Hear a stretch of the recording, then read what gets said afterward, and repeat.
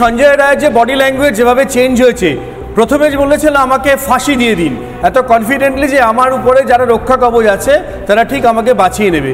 শেষের দিকে বলেছিল আমাকে ফাঁসানো হচ্ছে, আমি কিছু করিনি, আমার গলায় রুদ্রাক্ষের মালা কি করে ছিল না। এই ঘটনাপ্রবাহ যদি দেখেন তাহলে বুঝতে পারবে তার শিরদাঁড়ার মধ্যে দিয়ে ততক্ষণে চোরা স্রোত বইতে শুরু করেছে। মনে রাখতে হবে আমরা এমন একটা জায়গায় রয়েছি যেভাবে বিচার ব্যবস্থার উপর শ্রদ্ধাশীলও বলছি, যেরকম বিচার প্রক্রিয়ার সিদ্ধান্ত আসছে হয়তো আমরা দেখতে পারবো 2026 সালে সন্দীপ ঘোষ আমাদের রাজ্যের স্বাস্থ্যমন্ত্রী হয়ে গেছে এবং সঞ্জয় রায় হয়তো আমাদের রাজ্যের পুলিশ মন্ত্রী হয়ে গেছে। এটা অস্বাভাবিক কিছু না, সত্যি তো তাই। জামিন পেয়ে যাবে, কোনো কিছু ক্ষেত্রে সাজা কমে যাবে, আমরা তো শুনলে বারবার আলোচনা করছি। একটা ছোট্ট ব্যাপারে বলবো, টেকনিক্যালি মদ্যপান করলে এবং তার সাথে ক্যানাবিস অ্যাবিউজ যদি আমরা দেখি 12টার সময় যদি আনুমানিক সঞ্জয় রায় মদ্যপান এবং গাঁজা সেবন করে, তারপর বন্ধুর কাছে যায়, আবার ফিরে এসে সেটা করে, তাহলে ইনিশিয়াল অ্যালকোহল যদি কেউ নেয় তাহলে একটা অ্যাফ্রোডিসিয়াক বা একটা সেক্সুয়াল ডিজায়ার বাড়াতে পারে। কিন্তু কেউ 60 ml এর বেশি যদি অ্যালকোহল কনজিউম করে ফেলে তাহলে তার সেক্সুয়াল ডিসফাংশন হবে।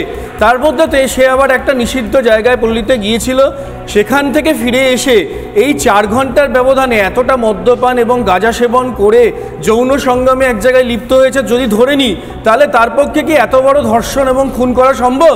এই প্রশ্নগুলো কিন্তু সার্কামস্টেন্সিয়াল এভিডেন্স হিসেবে বিবেচিত হওয়া উচিত।